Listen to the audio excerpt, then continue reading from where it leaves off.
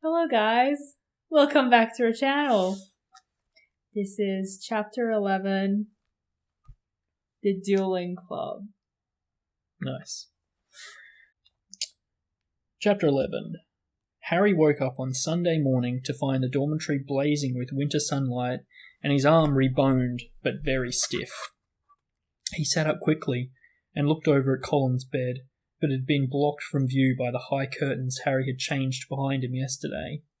Seeing that he was awake, Madame Pomfrey came bustling over with a breakfast tray and then began bending and stretching his arms and fingers. "All in order," she said, as he clumsily fed himself porridge left-handed. "When you've finished eating, you may leave." Harry dressed as quickly as he could and hurried off to Gryffindor Tower, desperate to tell Ron and Hermione about Colin and Dobby, but they weren't there. Harry left to look for them, wondering where they could have got to, and feeling slightly hurt that they weren't interested in whether he had his bones back or not. As Harry passed the library, Percy Weasley strolled out of it, looking in far better spirits than last time they'd met. "Oh, hello, Harry," he said. "Excellent flying yesterday. Really excellent. Gryffindor have just taken the lead for the House Cup. You earned 50 points. You haven't seen Ron or Hermione, have you?" said Harry. "No, I haven't," said Percy, his smile fading. "I hope Ron's not in another girl's toilet." Harry forced a laugh, watched Percy out of sight, and then headed straight for Moaning Myrtle's bathroom. He couldn't see why Ron and Hermione would be in there again, but after making sure that neither Filch nor any prefects were around, he opened the door and heard their voices coming from a locked cubicle. "It's me," he said, closing the door behind him. There was a clunk, a splash, and a gasp from within the cubicle, and he saw Hermione's eye peering through the keyhole. "Harry," she said, "you gave us such a fright. Come in. How's your arm?" "Fine," said Harry, squeezing into the cubicle. An old cauldron was perched on the toilet, and a crackling from under the rim told Harry they had lit a fire beneath it.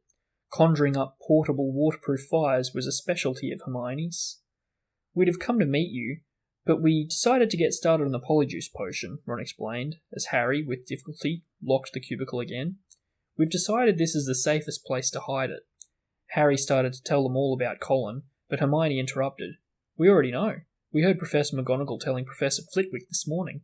That's why we decided we'd better get going." "The sooner we get a confession out of Malfoy, the better," snarled Ron. "Do you know what I think? He was in such a foul temper after the Quidditch match, he took it out on Colin." "There's something else," said Harry, watching Hermione tearing bundles of knot grass and throwing them into the potion. "Dobby came to visit me in the middle of the night." Ron and Hermione looked up, amazed. Harry told them everything. Dobby had told him, or hadn't told him. Ron and Hermione listened with their mouths open.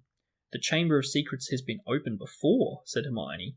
"This settles it," said Ron in a triumphant voice. "Lucius Malfoy must have opened the chamber when he was at school here, and now he's told dear old Draco how to do it. It's obvious. Wish Dobby had told you what kind of monster is in there. I want to know how come nobody's noticed it sneaking around the school." "Maybe it can make itself invisible," said Hermione, prodding leeches to the bottom of the cauldron. "Or maybe it can disguise itself, pretending to be a suit of armour or something.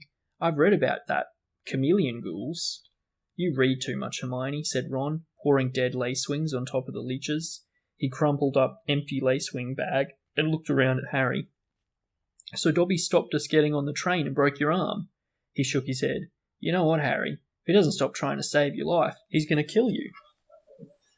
The news that Colin Creevey had been attacked, and was now lying as though dead in the hospital wing, had spread through the entire school by Monday morning. The air was suddenly thick with rumour and suspicion. The first years were now moving around the castle in tight-knit groups, as though scared they would be attacked if they ventured forth alone. Ginny Weasley, who sat next to Colin Creevey in Charms, was distraught, but Harry felt that Fred and George were going the wrong way about cheering her up. They were taking it in turns to cover themselves with fur or boils and jump out at her from behind statues. They only stopped when Percy, apoplectic with rage, told them that he was going to write to Mrs. Weasley and tell her Ginny was having nightmares. Meanwhile, hidden from the teachers, a roaring trade in talismans, amulets, and other protective devices was sweeping the school. Neville Longbottom bought a large, evil-smelling green onion, a pointed purple crystal, and a rotting newt tail before the other Gryffindor boys pointed out that he was in no danger. He was a pureblood, and therefore unlikely to be attacked. They went for Filch first, Neville said, his round face fearful. And everyone knows I'm almost a squib. In the second week of December, Professor McGonagall came around as usual, collecting names of those who would be staying at school for Christmas. Harry, Ron and Hermione signed her list. They had heard that Malfoy was staying, which struck them as very suspicious. The holidays would be the perfect time to use the Polyjuice potion and try to worm a confession out of him. Unfortunately, the potion was only half finished. They still needed the bicorn horn and the boomslang skin, and the only place they were going to get them from was Snape's private stores. Harry privately felt he'd rather face Slytherin's legendary monster than have Snape catch him robbing his office. What we need, said Hermione briskly, as Thursday afternoon's double potions lesson loomed nearer, is a diversion. Then one of us can sneak into Snape's office and take what we need. Harry and Ron looked at her nervously. I think I'd better do the actual stealing, Hermione continued in a matter-of-fact tone. You two will be expelled if you get in any more trouble, and I've got a clean record, so all you need to do is cause enough mayhem to keep Snape busy for 5 minutes or so. Harry smiled feebly. Deliberately causing mayhem in Snape's potions class was about as safe as poking a sleeping dragon in the eye. Potions lessons took place in one of the larger dungeons. Thursday afternoon's lessons proceeded in the usual way. 20 cauldrons stood steaming between the wooden desks, on which stood brass scales and jars of ingredients. Snape prowled through the fumes, making waspish remarks about the Gryffindor's work, while the Slytherins sniggered appreciatively. Draco Malfoy, who was Snape's favourite student, kept flicking pufferfish eyes at Ron and Harry, who knew that if they retaliated, they would get detention faster than you could say unfair. Harry's swelling solution was far too runny, but he had his mind on more important things. He was waiting for Hermione's signal, and he hardly listened as Snape paused to sneer at his watery potion. When Snape turned and walked off to bully Neville, Hermione caught Harry's eye and nodded. Harry ducked swiftly down behind his cauldron, pulled one of Fred's filibuster fireworks out of his pocket, and gave it a quick prod with his wand. The firework began to fizz and sputter. Knowing he had only seconds, Harry straightened up, took aim, and lobbed it into the air. It landed right on target in Goyle's cauldron. Goyle's potion exploded, showering the whole class. People shrieked as splashes of swelling solution hit them. Malfoy got a faceful, and his nose began to swell like a balloon. Goyle blundered around, his hands over his eyes, which had expanded to the size of dinner plates, while Snape was trying to restore calm and find out what had happened. Through the confusion, Harry saw Hermione slip quietly out of the door. "Silence! Silence!" Snape roared. "Anyone who has been splashed, come here for a deflating draught. When I find out who did this..." Harry tried not to laugh as he watched Malfoy hurry forward, his head drooping with the weight of a nose like a small melon, as half the class lumbered up to Snape's desk. Some weighed down with arms like clubs, others unable to talk through gigantic puffed-up lips. Harry saw Hermione slide back into the dungeon, the front of her robes bulging. When everyone had taken a swig of antidote and the various swellings had subsided, Snape swept over to Goyle's cauldron and scooped out the twisted black remains of the fireworks. There was a sudden hush. "If I ever find out who threw this," Snape whispered, "I shall make sure that person is expelled." Harry arranged his face into what he hoped was a puzzled expression. Snape was looking right at him, and the bell which rang 10 minutes later could not have been more welcome. Sorry. Bless you. "He knew it was me," Harry told Ron and Hermione as they hurried back to Moaning Myrtle's bathroom. "I could tell." Hermione threw the new ingredients into the cauldron and began to stir feverishly. "It'll be ready in a fortnight," she said happily. "Snape can't prove it was you," said Ron reassuringly to Harry. "What can he do?" "Knowing Snape, something foul," said Harry, as the potion frothed and bubbled. A week later, Harry, Ron and Hermione were walking across the entrance hall when they saw a small knot of people gathered round, reading a piece of parchment that had been pinned up on the notice board. Seamus Finnegan and Dean Thomas beckoned them over, looking excited. "They're starting a dueling club," said Seamus. "First meeting tonight. Wouldn't mind dueling lessons. Might come in handy one of these days." "What do you reckon Slytherin's monsters can do?" said Ron. But he too read the sign with interest. "Could be useful," he said to Harry and Hermione as they went into dinner. "Shall we go?" Harry and Hermione were all for it. So at 8 o'clock that evening, they hurried back to the Great Hall. The long dining tables had vanished, and a golden stage had appeared along one of the walls, lit by thousands of candles floating overhead. The ceiling was velvety black once more, and most of the school seemed to be packed beneath it, all carrying their wands and looking excited. "I wonder who'll be teaching us," said Hermione, as they edged into the chattering crowd. "Someone told me Flitwick was a dueling champion when he was young. Maybe it'll be him." "As long as it's not," Harry began, but he ended on a groan. Gilderoy Lockhart was walking onto the stage, resplendent in robes of deep plum, and accompanied by none other than Snape, wearing his usual black. Lockhart waved an arm for silence, and called, gather round. Can everyone see me? Can you all hear me? Excellent. Now, Professor Dumbledore has granted me permission to start this little dueling club to train you all up in case you ever need to defend yourselves, as I myself have done on countless occasions. For full details, see my published works. He's funny, I'm not gonna lie. Now I think he is, yeah. "Let me introduce my assistant, Professor Snape," said Lockhart, flashing a wide smile. "He tells me he knows a little bit about dueling himself, and has sportingly agreed to help me with a short demonstration before we begin. Now, I don't want any youngsters to worry. You'll still have your potions, Master, when I'm through with him. Never fear." "Wouldn't it be good if they finished each other off?" Ron muttered in Harry's ear.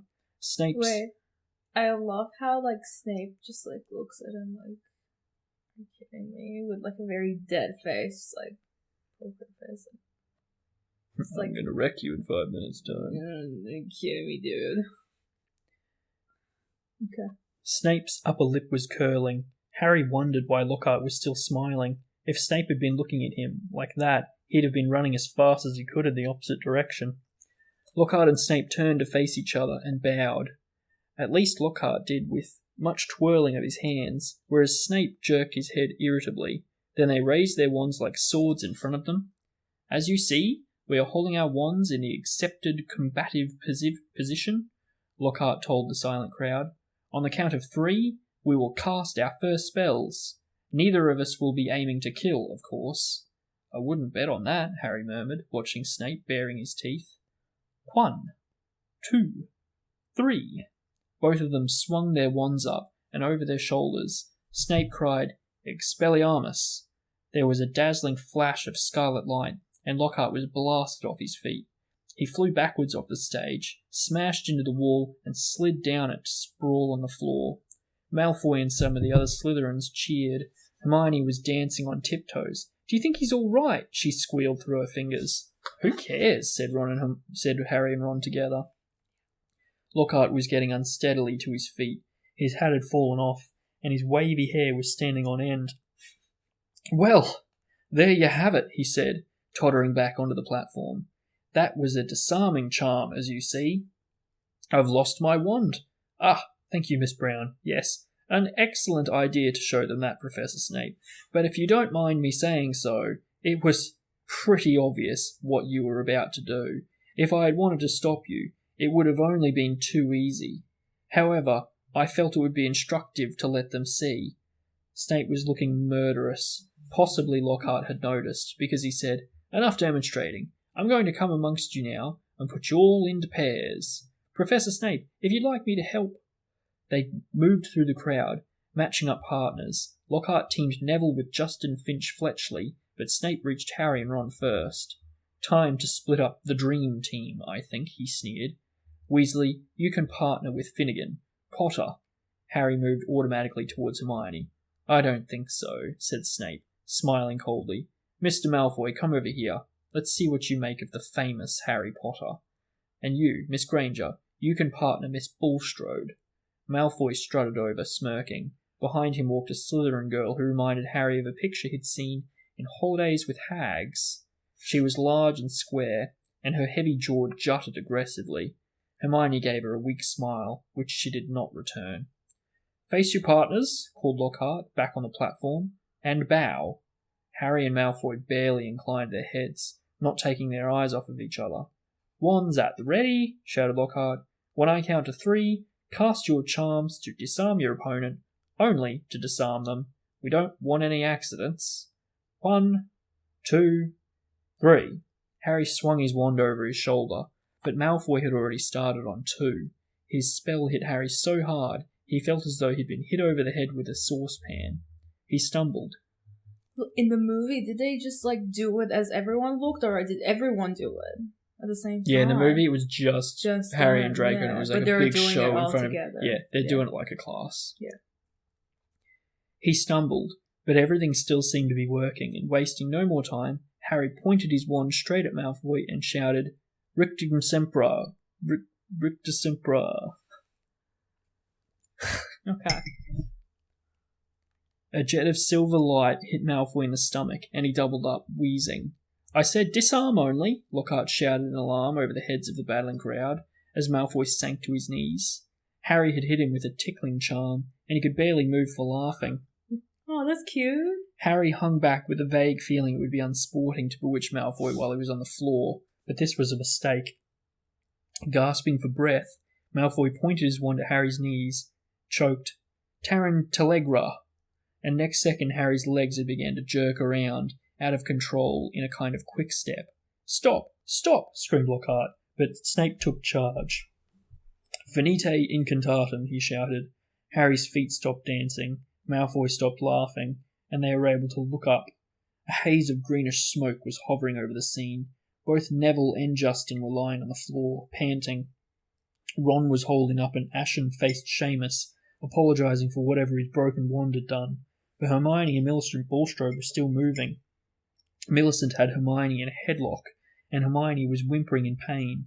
Both their wands lay forgotten on the floor. Harry leapt forward and pulled Millicent off. It was difficult. She was a lot bigger than he was. Dear, dear, said Lockhart, skittering through the crowd, looking at the aftermath of the duels. Up you get, Macmillan. Miss Fawcett, pinch it hard. It'll stop bleeding in a second. Boot! Think I'd better teach you how to block unfriendly spells, said Lockhart, standing flustered in the midst of the hall. He glanced at Snape, whose black eyes glinted, and looked quickly away. Let's have a volunteer pair. Longbottom and Finch-Fletchley, how about you? A bad idea, Professor Lockhart, said Snape, gliding over like a large and malevolent bat. Longbottom causes devastation with the simplest of spells. We'll be sending what's left of Finch-Fletchley up to the hospital wing in a matchbox. Neville's round face went pinker. How about Malfoy and Potter? Said Snape with a twisted smile. Excellent idea, said Lockhart, gesturing Harry and Malfoy into the middle of the hall as the crowd backed away to give them room. Now, Harry, said Lockhart, when Draco points his wand at you, you do this. He raised his own wand, attempted a complicated sort of wiggling action, and dropped it. Snape smirked at Lockhart quickly, picking it up, saying, Whoops, my wand is a little overexcited. Snape moved closer to Malfoy, bent down and whispered something into his ear. Malfoy smirked too. Harry looked nervously up at Lockhart and said, Professor, could you show me that blocking thing again? Scared? Muttered Malfoy, so that Lockhart couldn't hear him. You wish, said Harry out of the corner of his mouth. Lockhart cuffed Harry merrily on the shoulder. Just do what I did, Harry. What? Drop my wand? But Lockhart wasn't listening. 3, 2, 1, go! He shouted. Malfoy raised his wand quickly and yelled, Serpent Sorcier. The end of his wand exploded. Harry watched, aghast, as a long black snake shot out of it, fell heavily onto the floor between them, and raised itself, ready to strike. There were screams as the crowd backed swiftly away, clearing the floor. Don't move, Potter, said Snape lazily, clearly enjoying the sight of Harry standing motionless, eye to eye with the angry snake. I'll get rid of it. Allow me, shouted Lockhart. He brandished his wand at the snake, and there was a loud bang. The snake, instead of vanishing, flew 10 feet into the air and fell back to the floor with a loud smack. Enraged, hissing furiously, it slithered straight towards Justin Finch-Fletchley and raised itself again, fangs exposed, poised to strike. Harry wasn't sure what made him do it.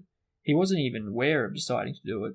All he knew was that his legs were carrying him forward, as though he was on casters, and he had shouted stupidly at the snake, Leave him!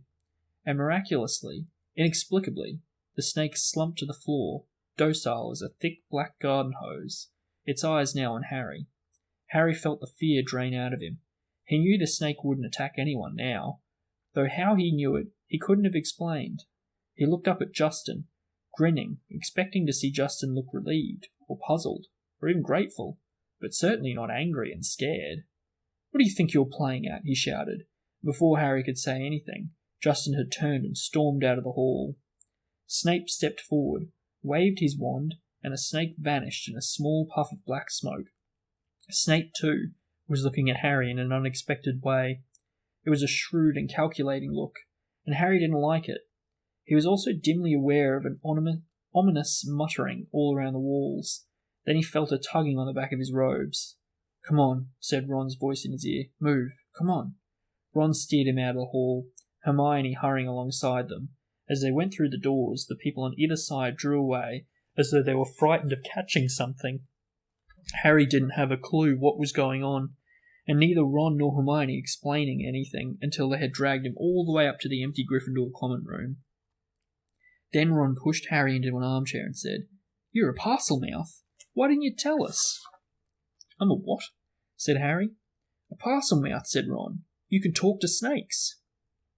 "I know," said Harry. "I mean, that's only the second time I've ever done it. I accidentally set a boa constrictor on my cousin Dudley at the zoo once. Long story, but it was telling me it had never been to Brazil, and I sort of set it free without meaning to. That was before I knew I was a wizard." "A boa constrictor told you it had never seen Brazil," Ron repeated faintly. "So?" said Harry. "Bet loads of people here can do it." "Oh no, they can't," said Ron. "It's not a very common gift, Harry. This is bad." "What's bad?" said Harry, starting to feel quite angry. "What's wrong with everyone?" "Listen, if I hadn't told that snake not to attack Justin—" "Oh, that's what you said to it." "What do you mean? You were there. You heard me." "I heard you speaking Parseltongue," said Ron. "Snake language.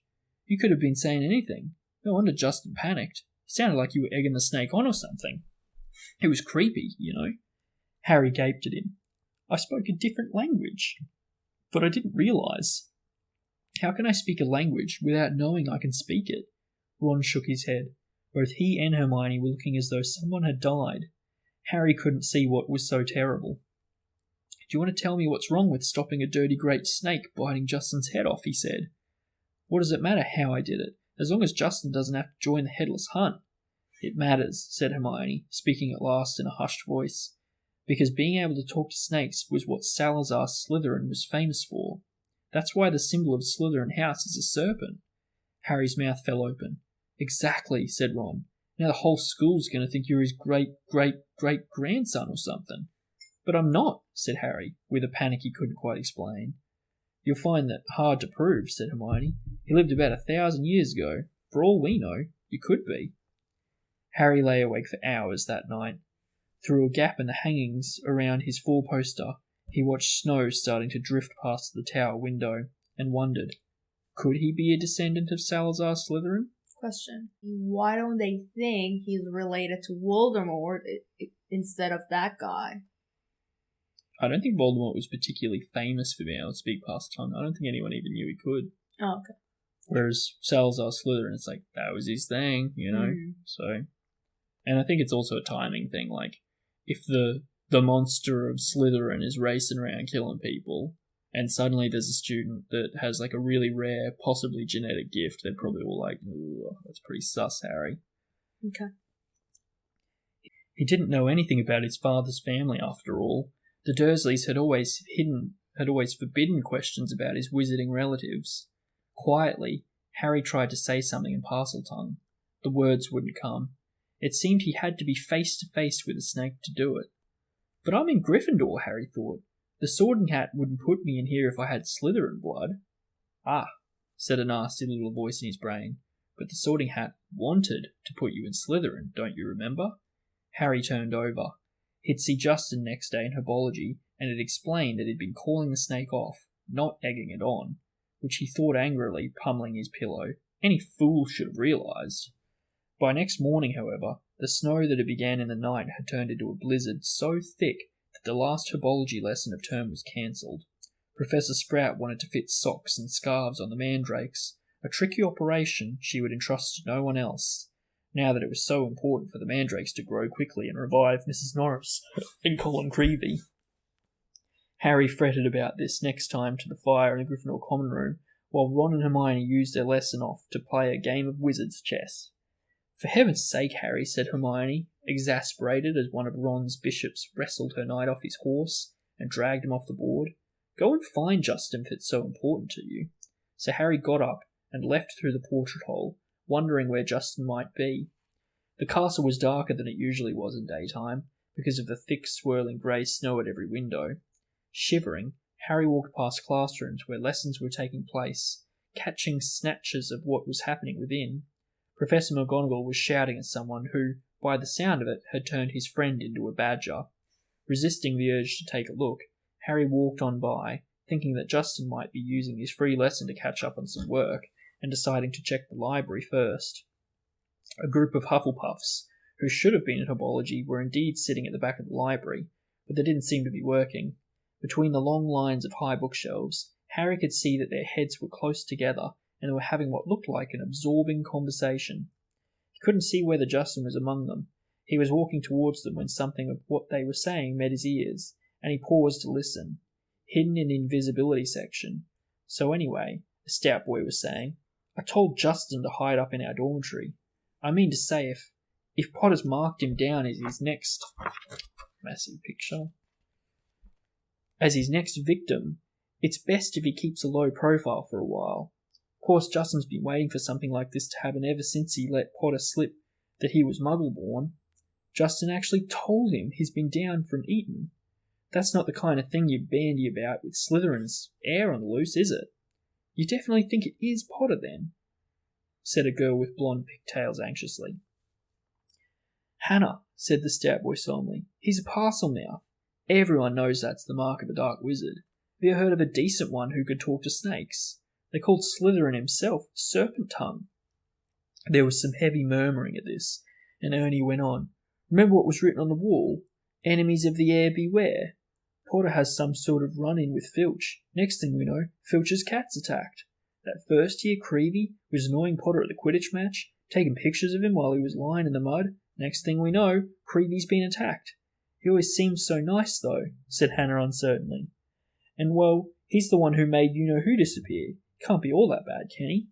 Ernie lowered his voice mysteriously. The Hufflepuffs bent closer, and Harry edged nearer so that he could hear Ernie's words. "No one knows how he survived the attack by you-know-who.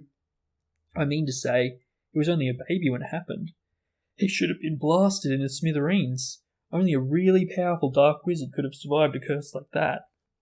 He dropped his voice until it was barely more than a whisper and said, "That's probably why you-know-who would want to kill him in the first place. Didn't want another Dark Lord competing with him. I wonder what other powers Potter's been hiding." Harry couldn't take any more. Clearing his throat loudly, he stepped out from behind the bookshelves. If he hadn't been feeling so angry, he would have found the sight that greeted him funny. Every one of the Hufflepuffs looked as though they had been petrified by the sight of him, and the colour was draining out of Ernie's face. "Hello," said Harry. "I'm looking for Justin Finch Fletchley." The Hufflepuff's worst fears had clearly been confirmed. They'd all looked fearfully at Ernie. What do you want with him?" said Ernie in a quavering voice. "I wanted to tell him what really happened with the snake at the Dueling Club," said Harry. Ernie bit his white lips and then, taking a deep breath, said, "We were all there. We saw what happened." "Then you noticed that after I spoke to it, the snake backed off," said Harry. "All I saw," said Ernie stubbornly, though he was trembling as he spoke, "was you speaking Parseltongue and chasing the snake towards Justin." "I didn't chase it at him," Harry said, his voice shaking with anger. "It didn't even touch him."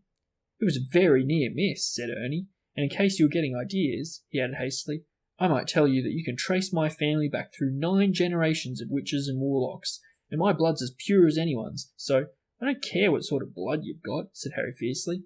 "Why would I want to attack Muggle-borns?" "I've heard you hate those Muggles you live with," said Ernie swiftly. "It's not possible to live with the Dursleys and not hate them," said Harry. "I'd like to see you try it." He turned on his heel and stormed out of the library, earning himself a reproving glare from Madame Pince, who was polishing the gilded cover of a large spellbook. Harry blundered up the corridor, barely noticing where he was going. He was in such a fury. The result was that he walked into something very large and solid, which knocked him backwards onto the floor. "Oh, hello, Hagrid," Harry said, looking up Hagrid's face, that was entirely hidden by a woolly, snowy-covered balaclava. but it couldn't possibly be anyone else, as he filled most of the corridor in his moleskin overcoat. A dead rooster was hanging from one of his massive gloved hands. "All right, Harry," he said, pulling up the balaclava so he could speak. "Why aren't you in class?" "Cancelled," said Harry, getting up. "What are you doing here?" Hagrid held up the limp rooster. "Second one killed this term," he explained. "It's either foxes or a blood-sucking bugbear, and I need the headmaster's permission to put a charm around the hen coop." He peered more closely at Harry from under his thick snow-flecked eyebrows. "You sure you're all right? You look all hot and bothered." Harry couldn't bring himself to repeat what Ernie and the rest of the Hufflepuffs had been saying about him. "It's nothing," he said. "I'd better get going, Hagrid. It's Transfiguration next, and I've got to pick up my books." He walked off, his mind still full of what Ernie had said about him. Justin's been waiting for something like this to happen ever since he let slip to Potter he was Muggle-born. Harry stamped up the stairs and turned along another corridor, which was particularly dark. The torches had been extinguished by a strong icy draught, which was blowing through a loose window pane. He was halfway down the passage when he tripped headlong over something laying on the floor. He turned to squint at what had fallen over, and felt as though his stomach had dissolved. Justin Finch Fletchley was lying on the floor, rigid and cold, a look of shock frozen on his face, his eyes staring blankly at the ceiling. And that wasn't all. Next to him was another figure, the strangest sight Harry had ever seen. It was nearly headless Nick, no longer pearly white and transparent, but black and smoky, floating immobile and horizontal 6 inches off the floor. His head was half off, and his face wore an expression of shock identical to Justin's. Harry got to his feet, his breathing fast and shallow, his heart doing a kind of drum roll against his ribs. He looked wildly up and down the deserted corridor and saw a line of spiders scuttling as fast as they could away from the bodies. The only sounds were the muffled voices of teachers from the class on either side. He could run, and no one would ever know he had been here, but he couldn't just let them lie here. He had to get help. Would anyone believe he hadn't had anything to do with this? As he stood there, panicking, a door right next to him opened with a bang. Peeves the poltergeist came shooting out. "Why, it's Potter wee Potter!" cackled Peeves, knocking Harry's glasses askew as he bounced past him. "What's Potter up to? Why is Potter lurking?" Peeves stopped, halfway through a mid-air somersault, upside down. He spotted Justin and nearly headless Nick. He flipped the right way up, filled his lungs, and before Harry could stop him, screamed, "Attack! Attack! Another attack! No mortal or ghost is safe! Run for your lives! Attack!" Crash, crash, crash. Door after door flew open along the corridor, and people flooded out. For several long minutes there was a scene of such confusion that Justin was in danger of being squashed, and people kept standing in nearly headless Nick. Harry found himself pinned against the wall as the teachers shouted for quiet. Professor McGonagall came running, followed by her own class, one of whom still had black and white striped hair. She used her wand to set off a loud bang, which restored silence, and ordered everyone back into their classes. No sooner had the scene cleared somewhat that Ernie the Hufflepuff arrived, panting on the scene. "Caught in the act," Ernie yelled, his face stark white, pointing his finger dramatically at Harry. "That will do, Macmillan," said Professor McGonagall sharply. Peeves was bobbing overhead, now grinning wickedly, surveying the scene. Peeves always loved chaos. As the teachers bent over Justin and nearly headless Nick, examining them, Peeves broke into a song. "Oh, Potter, you rotter! Oh, what have you done? You're killing off students. You think it's good fun." That didn't even really rhyme. That's rubbish. "That's enough, Peeves," barked Professor McGonagall. Peeves zoomed away backwards, with his tongue out at Harry. Justin was carried up to the hospital wing by Professor Flitwick and Professor Sinestra of the astronomy department, but nobody seemed to know what to do for nearly headless Nick. In the end, Professor McGonagall conjured a large fan out of thin air, which she gave to Ernie with instructions to waft nearly headless Nick up the stairs. This Ernie did, fanning Nick along with like a silent black hovercraft. This left Harry and Professor McGonagall alone together. "This way, Potter," she said. "Professor," said Harry at once, "I swear I didn't." "This is out of my hands, Potter," said Professor McGonagall curtly. They marched in silence around a corner and she stopped before a large and extremely ugly stone gargoyle. "Sherbet lemon," she said. This was evidently a password, because the gargoyle sprang suddenly to life and hopped aside as the wall behind split into two. Even full of dread for what was coming, Harry couldn't fail to be amazed. Behind the wall was a spiral staircase which was moving smoothly upwards, like an escalator. As he and Professor McGonagall stepped onto it, Harry heard the wall thud closed behind them. They rose upward in circles, higher and higher, until at last, slightly dizzy, Harry could see a gleaming oak door ahead, with a brass knocker in the shape of a griffin. He knew where he was being taken. This must be where Dumbledore lived. Done. Oh. Okay, what do we think? So many information. Oh. Oh, no? Oh. Yeah, no, there was. I had a hard time reading that chapter. I don't know if I'm sleepy or it was just the way they had the page laid out. Oh! This is That's like the exactly what happened in the chapter. time. Look. I knocked out Lockhart. I did not like him, but not that much. It's because I keep putting him on his side. Yeah, okay. Yeah, he's got bad feet. So what happened? What's new? A lot of things were different, and the beginning of the chapter, I do not remember if it was in the movie or not.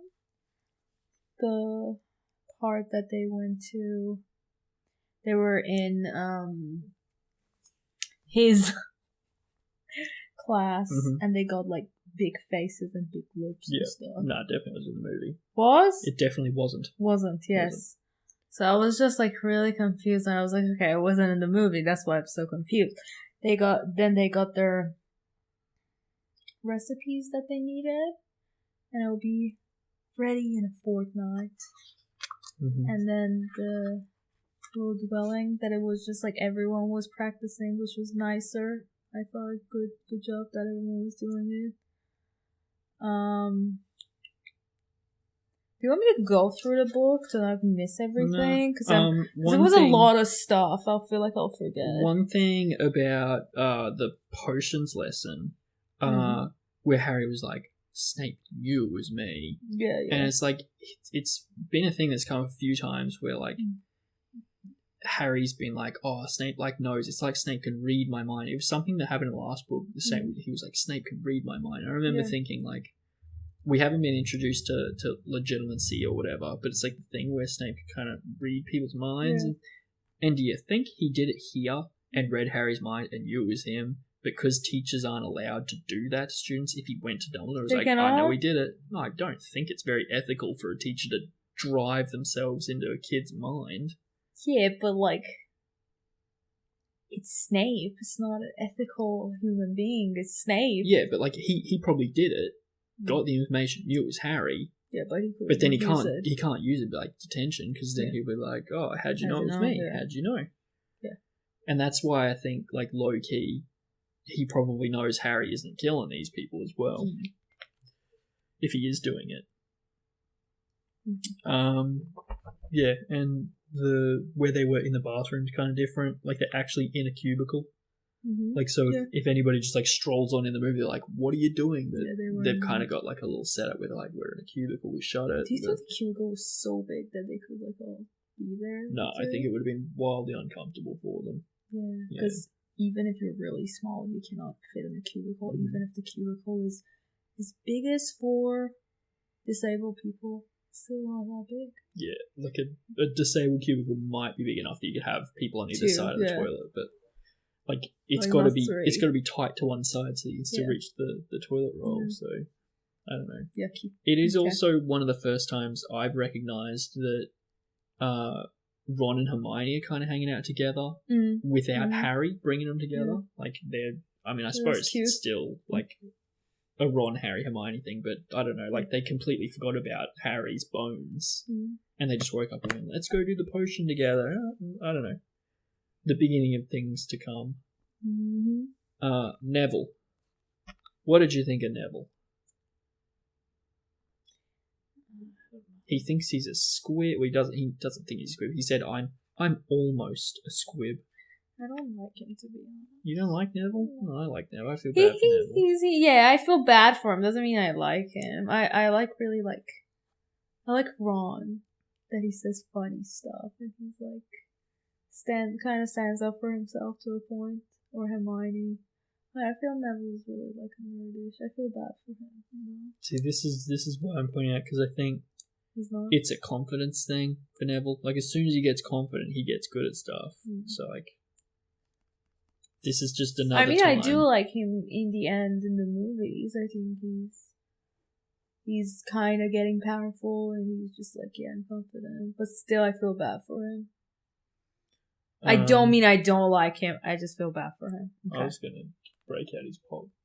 And the Weasley twins trying to cheer Ginny up by like jumping out and scaring her wearing costumes. They try to cheer up a lot of people in different chapters. Yeah. We hear that a lot, that they were this professor was trying to make Harry feel bad, but they were like, no, that's good. Oh, sorry, in the Quidditch game, that guy, I'm bad with names. What was his name? The head of the Quidditch game.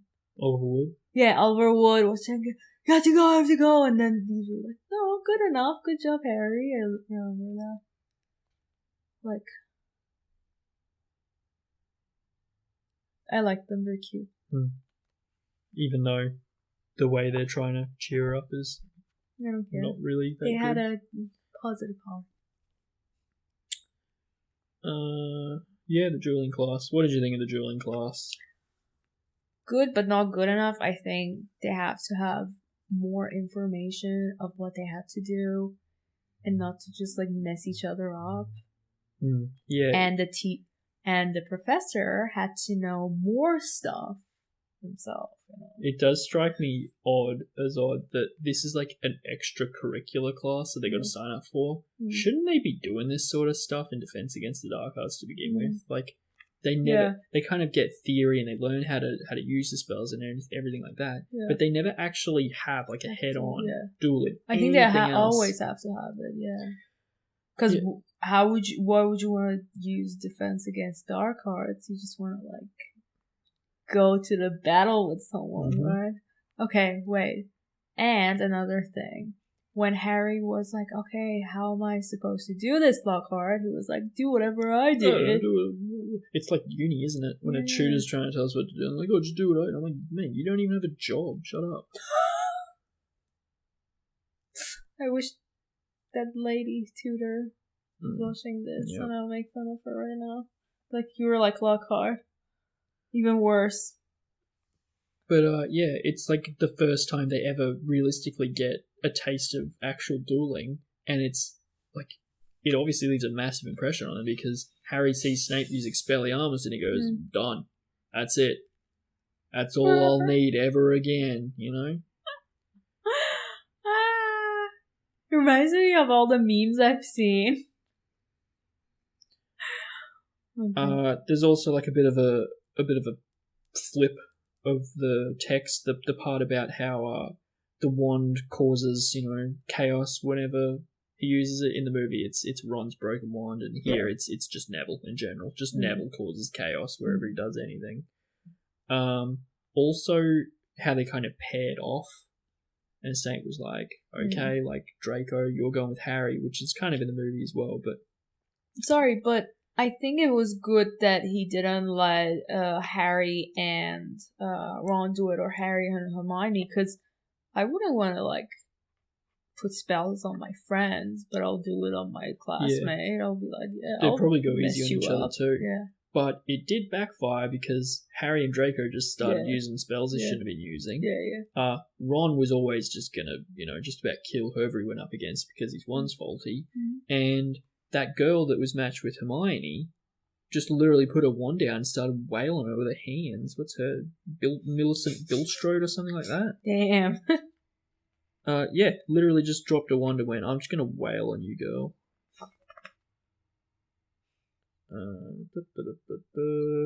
Probably the next page.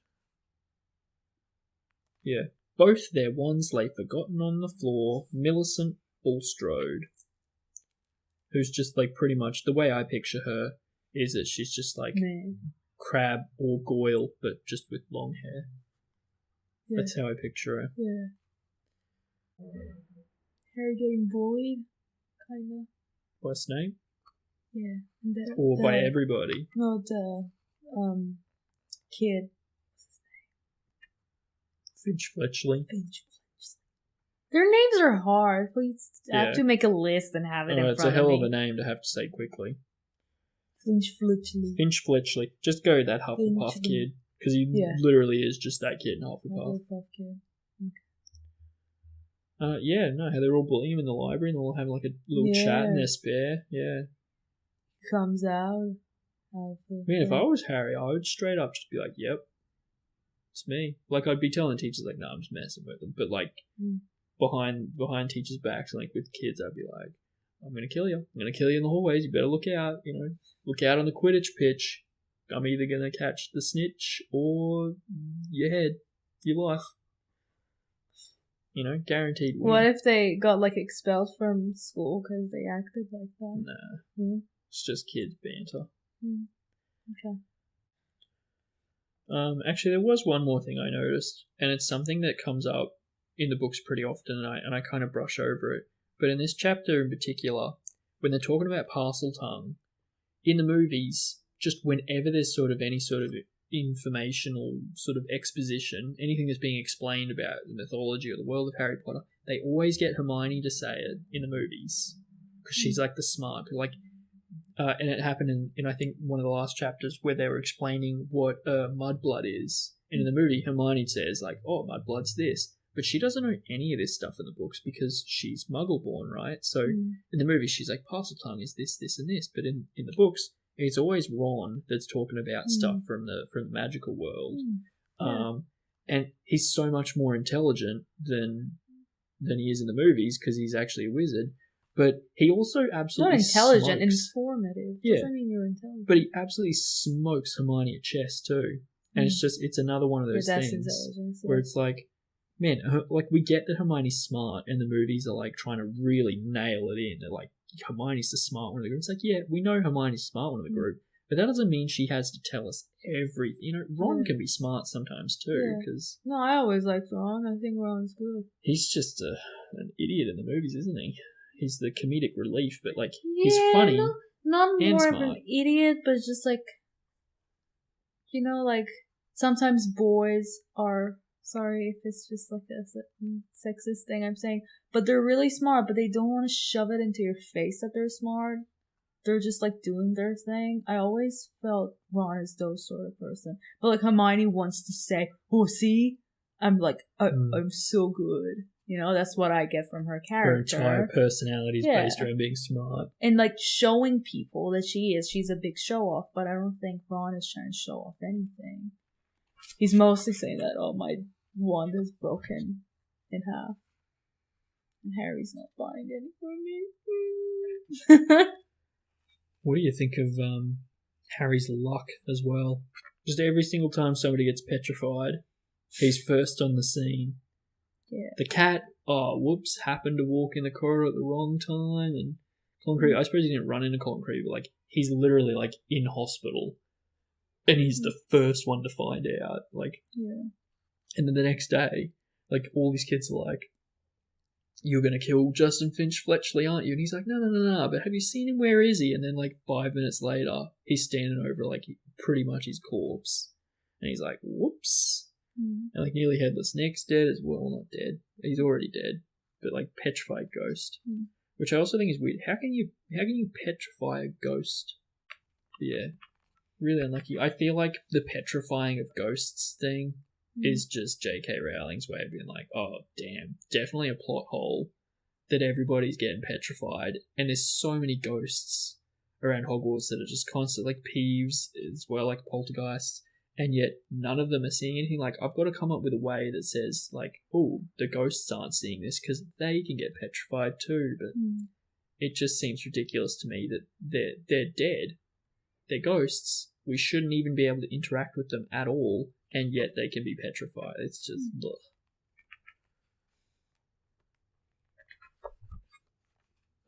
spiders.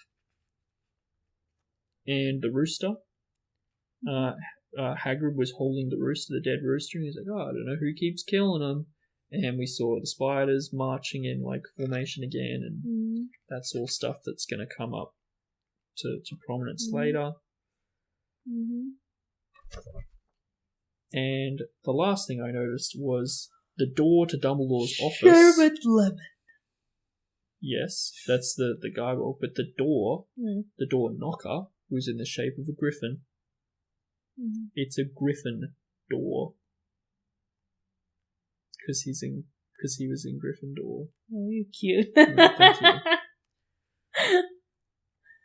And that's all I noticed. Okay, so I think we haven't talked about Chapter 8, about what people have said. Because we put them together really I'll fast. just go back. We'll go. Staring less. About the captain, Fred and George didn't break it, but they do push some Slytherin jerk into it in book 5. So it reappears briefly then. Yeah, I think there was something in that chapter. Yeah, it's when Nearly Headless Nick like organised for the thing to be thrown, and I said like, oh, I don't remember that. Like I forgot about that part because I had in my head that it was Fred and George that broke it by throwing that 5th year guy. Because I remember they talk about it again later, and how the guy got like lost for like a couple of weeks, and he just like reappeared one day, and everyone was like, "Wow, thank God he's not dead." And that we'll get to that when we. I think it's in Order of the Phoenix. Okay. But yes, I just forgot. Next comment: Captain Subtle said, "Being born in 1980, Harry would actually be 41 in 2021." Yes. Good math. I'm not going to double check your math. I believe you. Yes. Next thing.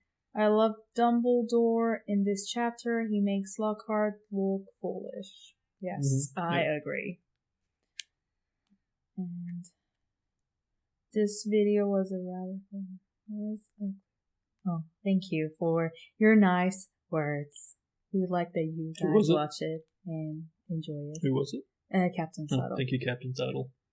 Another video and a comment of Captain Subtle. I like how Dumbledore knows who's behind the attacks, just not how. He knows it's old moldy woldy. You don't get that in the movie. That's right. We don't get it that he knows everything. No, because like he just the Chamber of Secrets been open, so he's like, it's Voldemort. Like he knows Voldemort. Yeah, okay. But like he doesn't know how. Oh, okay. Why? Yeah, but like in the movie, it's just like, oh no, what's happened? Oh, yeah. But in the book, it's like, not this guy again. Okay, yeah, cool information. Okay, that's it for this chapter. That's it. Yeah, and the camera clicked off, so you're looking at nothing. No, with the gameplay. Yeah, something. Yeah. Also, do we like the PlayStation 1, like Harry Potter's? Are you asking people? I'm asking just you and people. Maybe Should I keep doing it? Yeah. Do you like it? I don't care. You don't care? You don't care? Yeah. Do people like I can it? just watch it by myself. Would you rather look at like a blank screen with nothing, or I don't know, any suggestions for what I should put when the camera cuts out, or do we like the PlayStation 1? Because I think it's nostalgic looking at those square faces. Yeah, some people have said they liked it before. PS1 Hagrid is like the best. Okay. Goodbye, guys. Thank you for watching this video. I'm waving. We're Goodbye. waving. Bye-bye. Ugh.